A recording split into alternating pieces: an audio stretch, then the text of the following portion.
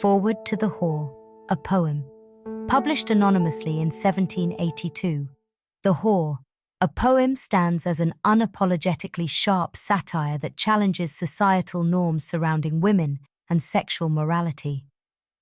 Written by a self-described whore of quality, the poem offers biting commentary on the double standards that label women as whores while excusing or ignoring male complicity in the same behaviors. Through wit, irony, and scathing criticism, the poem reflects the tension between gender, class, and morality in 18th century England, highlighting a deep-seated hypocrisy within both societal elites and institutions. The author uses this satirical lens to critique not just individual men, but the clergy, judiciary, and aristocracy, all of whom engage in or benefit from the very behaviors they publicly condemn. The poet exposes how these figures often escape the public shaming reserved for women, underscoring how power and gender intersect to uphold a rigid moral code, primarily aimed at controlling female sexuality. At a time when women were frequently marginalized and subjected to moralistic scrutiny, The Whore, a poem delivers a daring defense of women's autonomy, making it both a literary and feminist statement. Its relevance resonates in discussions of gendered double standards and the policing of women's bodies, even centuries later. In this light, the poem emerges not only as a product of its time, but also as a pioneering critique of the timeless patriarchal norms that continue to pervade modern societies.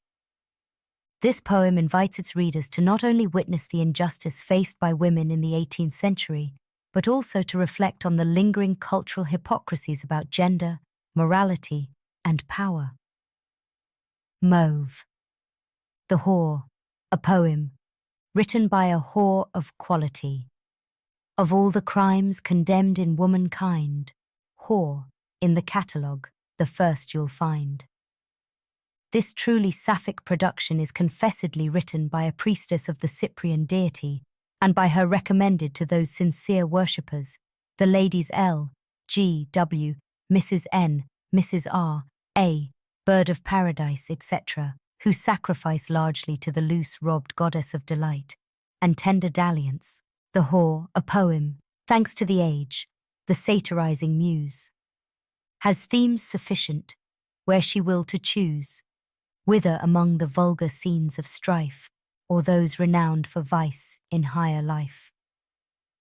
Lord, Duke, or Duchess might the theme enhance, and show the worst of crimes, without romance.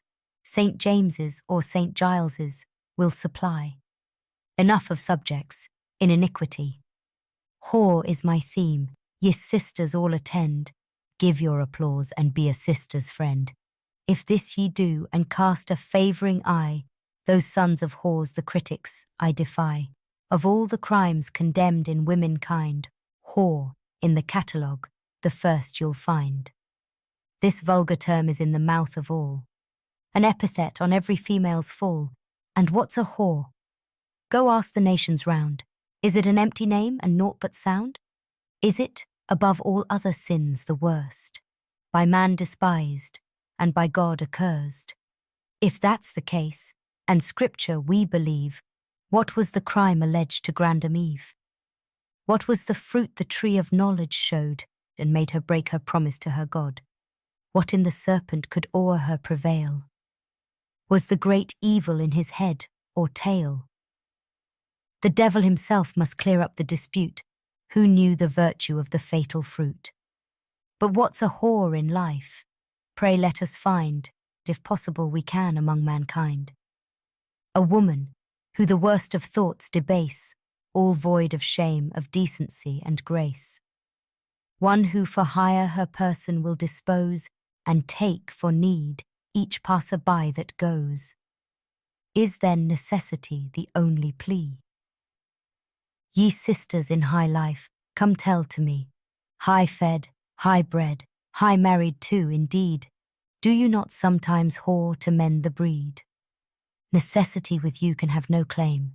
Once you have none, unless you know that same. Your spouse perhaps lies snoring all the night, while you are wishing for the soft delight. Is impotence the case? He old, you young, weak in his back while you are stout and strong. If he can't eat, pray, why should you be starved? The craving womb of nature must be served. This Newton knew, and like a cunning elf, as spouse he could not carve, she helped herself. But Grosvenor, what could be the case with you? Good lack, my lord was to my bed untrue. Where'er he went, he sought some lewd embrace, neglected me for every newer face. In silence long I mourned my hapless fate, at length determined to retaliate. Yet to no mean amour did I descend. A prince my lover, and a prince my friend. Who would not wish for such a lot as mine? Who would not be a royal concubine? Envied by every lady I could see, who, if not whores, would fain be so, like me. And yet mistaken Grosvenor you find.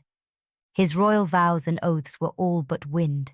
He's satisfied himself, and comes no more, while for your comfort you've the name of whore.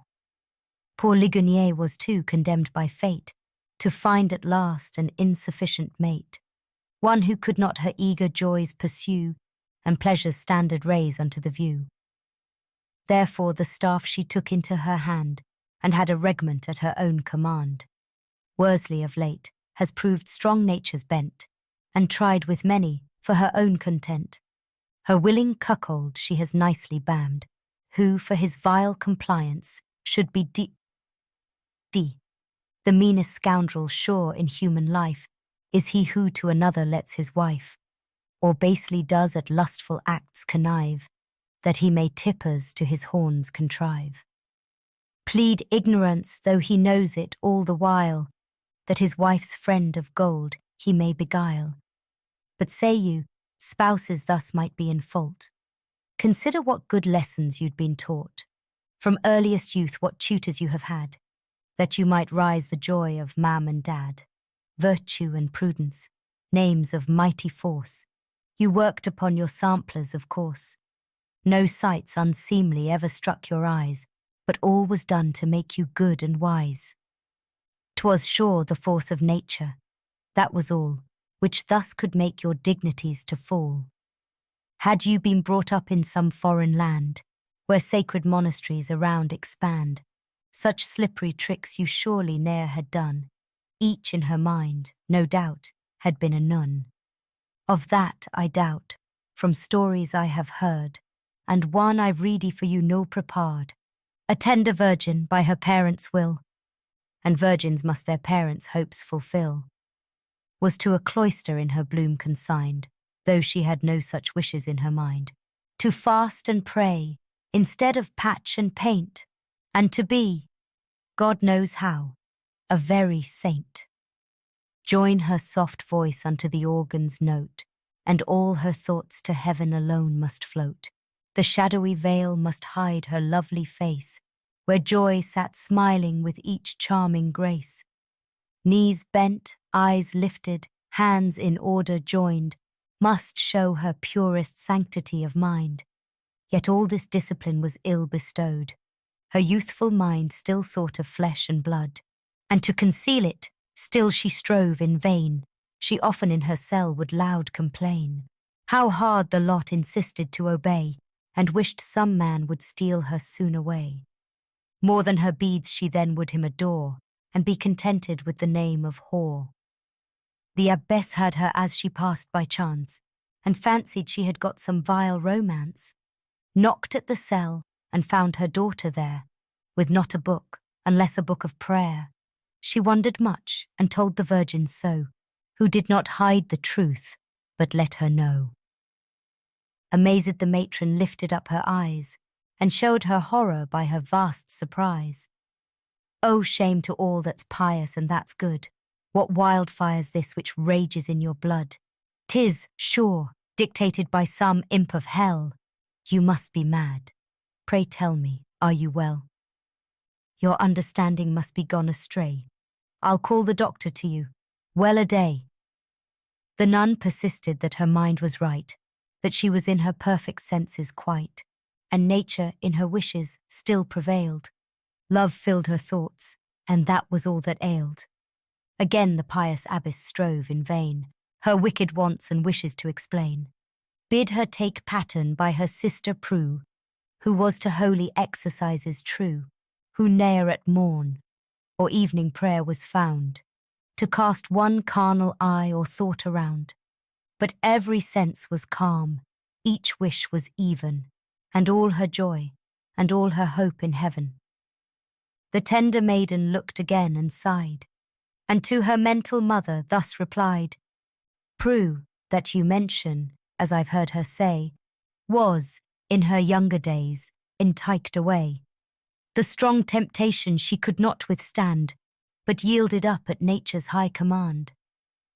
Long with a youth in dalliance passed her life, had all the joys of love, though not a wife, and when he left her for a real bride, she did another for herself provide, another after that when that was gone, and so for many years in joy went on, till tired of sporting in the umrouse way, she turned a nun at last to fast and pray. By her example let me then proceed, on joy and pleasure let my wishes feed. And when that I've been cloyed with love like her, prayers and a nunnery I may prefer. Was not the Virgin, tell me sisters pure, within her mind a harlot, certain sure, such in our boarding schools we often find, where to improve their morals they're designed, yet lewdness there is found among the train, and virtue faintly does her rights maintain. The dancing master, and the friseur too, the pleasing sports of Venus bring to view. Big bellies and elopements will take place, and whores alike be found in every place. But why, by me can never be devised, a whore should be so horridly despised? Why, when by all, throughout the world, they're used, why they should be so cruelly abused? The pulpit thumper rails against a whore, and damns the prostitute. What can he more? Justice pursues her to the very cot, where, for her folly, she is doomed to smart. Whips, jails, diseases, all the whore assail, and yet, I fancy, whores will never fail. What is the reason whores are so in vogue? Why, faith, to gain a true one, ask each rogue. The very priest who dares so much decry, and holds his doctrine up so very high, will from the pulpit cast a sidelong glance, to damn the tenets which he dares advance, and ere, perhaps, he goes to evening prayer, will take a bottle with some willing fair, will to her breasts his saint-like hands apply, and gaze upon her with lascivious eye. In pleasure's pulpit then will mount and preach a forceful doctrine which he dares not teach. Then, sanctified, will to his flock amain, hem, stroke his band, and rail at whores again. The justice, too, who puts the laws in force, must seem a tyrant over us, of course. Produce each humdrum act, from bad to worse, made by old fumblers, for the harlot's curse. Bridewell's the sentence then to all who are poor, but gold well tipped will save the flashy whore, and the good magistrate some clause will find, to soften evidence unto his mind. Perhaps at night, considering the case, indulge his feelings in a close embrace, will, at the tavern, circulate his glass, and take, with glee, his bottle and his lass. Go to the commons, to the arches go, where, for divorcees, people sue, we know. The judges and the proctors, so devout, would with the culprit wish to have a bout. Adultery, though called a crying sin, without their paid, would not be worth a pin. They'll sell you licenses to get a bride, and, on complaint, divorces have beside. O happy land, where such good laws remain, that you may wed and be unwed again. That sacred knot, recorded so on high, those who have money may with ease untie. Yet there's no sister ever this deplores, because it adds so to the list of whores, doctors' commons, Ask at that place where lords and commons sit, to show at once their eloquence and wit, who rule the nation and its laws provide, lift high our fame, the legislation guide. From the right reverend in the prelate's place, the noble count, or more exalted grace, or of the members on the lower side, whose consequence by none can be denied.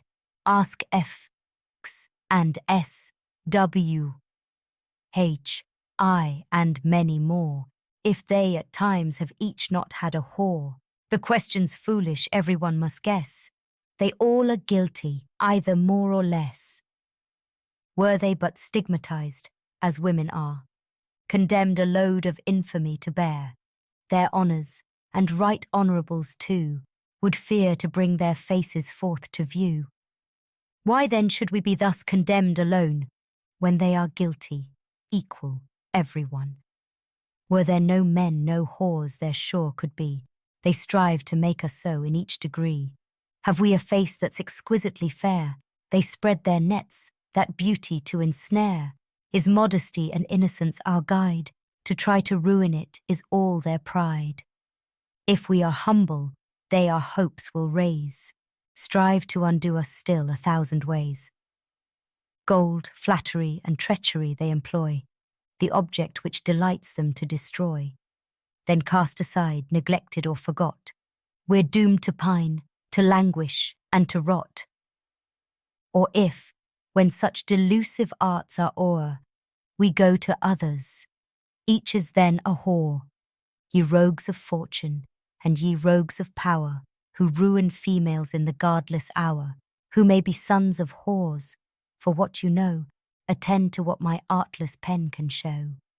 Not far from town and in a rural place, where nature shone with every pleasing grace, where rising hills gave rapture to the sight, with flocks whose fleeces were all snowy white, beneath where lawns extended wide around, and silver murmuring rivulets were found.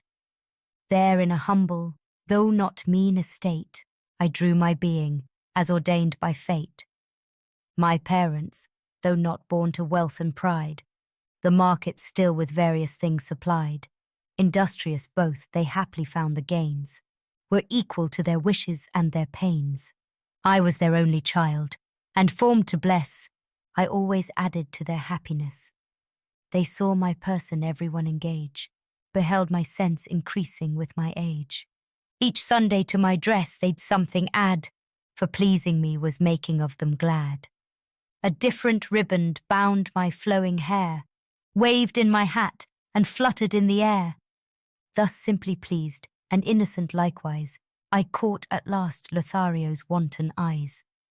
About 15, my face had nature's bloom, my lips enticing, and my breath perfume. My eyes, like sloes, were glossy, black, and bright. My shape was slender, and my steps were light.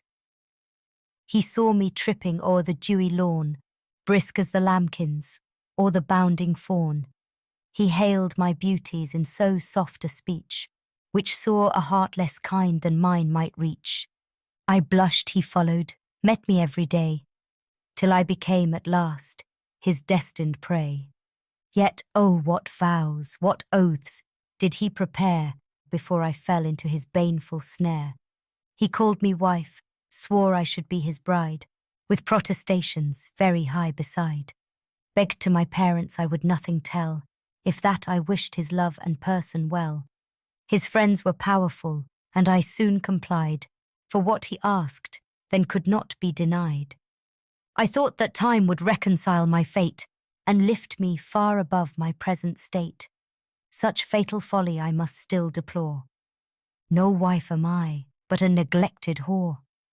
Fruition soon my lover's passion cooled. His absence let me know how I was fooled. My heaving womb a different weight confessed. My parents saw it, and were much distressed. I told the cause. They turned me out of door, and made me wander forth a wretched whore. To faithless him my ruin I must lay. He first seduced and did my heart betray.